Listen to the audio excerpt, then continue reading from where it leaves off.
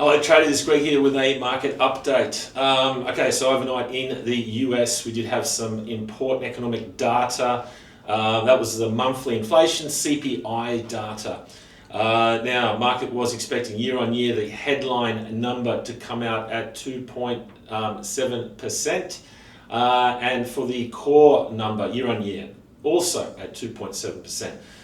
So when the numbers came out, headline came out as expected, 2.7%. But the core came out marginally lower than expected at 2.6%.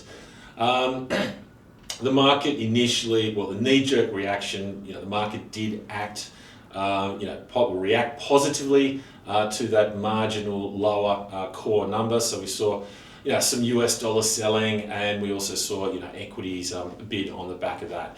But look, it was very, very short-lived, and for the simple reason is that the bond market did not move on the data. So US 2-year yields pretty much unchanged, trading above 3.5%, and US 10-year yields unchanged, also still stuck just below 4.2%. And if we have a look at market pricing, the Fed Fund futures for the Fed meetings for the start of this year, the one on 28th of January and the one in March, also the probabilities and the odds have not changed post that number. The market does not expect any rate cuts by the Fed in the first quarter of this year. So look, it was pretty much a non-event, and obviously the market really is not going to be trading that anymore or thinking about those numbers. Really need to see inflation a lot lower, moving towards that 2% mandate if we're going to probably see some more possible rate cuts. Anyway, so the big news though was geopolitical news overnight. So what is happening between Trump and Iran? So Trump has come out and basically said that he has now stopped communication with Iran, and he has basically sent a message to the Iranian protesters to keep protesting, and that help is on the way. So look, those words are pretty ominous, that help is on the way.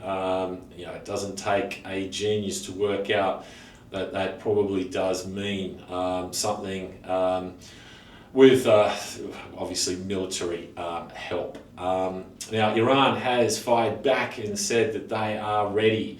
So if the US does strike, not only will they go on the defensive, but they'll also go on the offensive as well.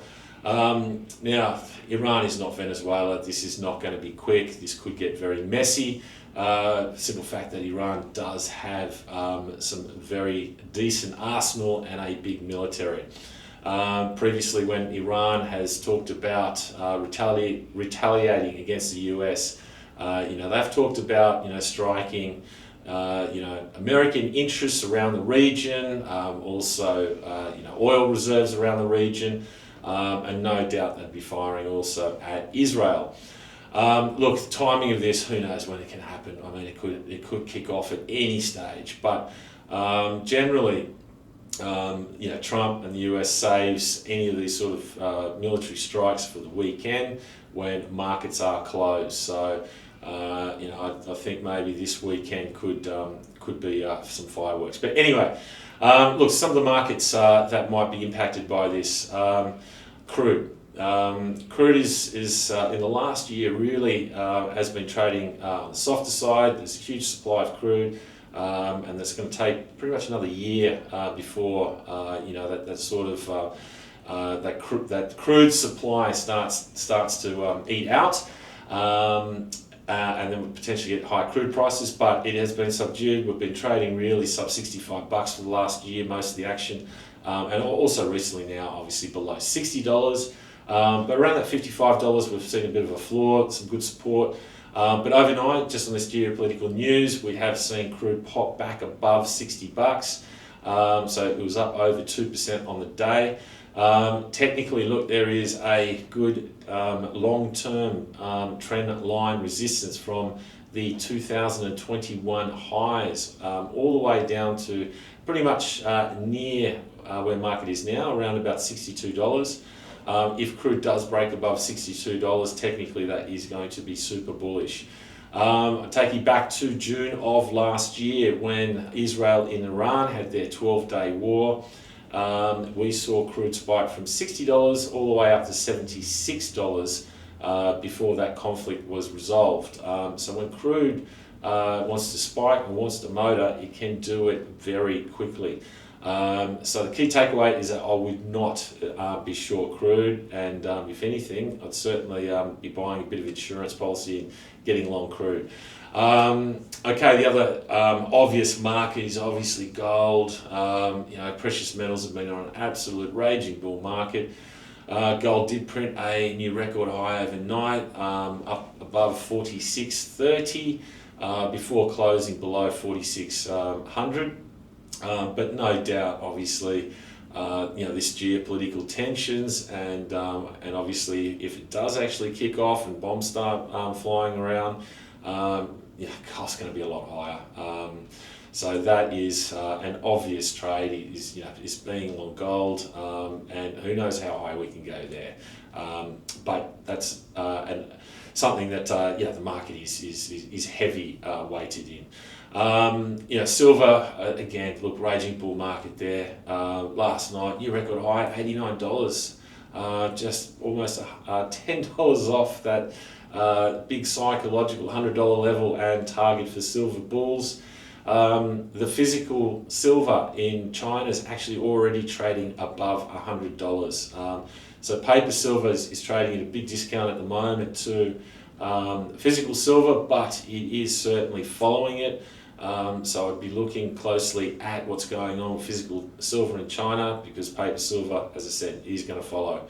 But yes, again, silver at the moment, you cannot be selling that. Now, equities ended up being flat, marginally lower on the day. US equities, S&P, Nasdaq. But certainly this geopolitical tension is not going to be a positive for equities. I imagine if it does kick off, and we've got S&P that's literally sitting at record highs. So not sure if I'd be chasing equities or buying into equities at the moment until this is sort of resolved, and then buying the dip probably will be a good strategy. But at the moment, certainly yes, maybe cheeky short there.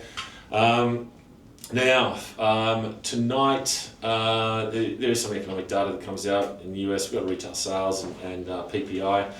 I can't see the market really reacting to these numbers unless they come out well above or below expectations. We've just recently had payrolls and CPI, and we haven't seen big market reactions to those. So market certainly at the moment really isn't reacting big to data.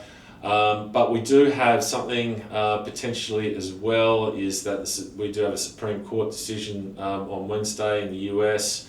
Markets going to be nervous that could be with respect to Trump's tariffs and whether or not they're legal or not.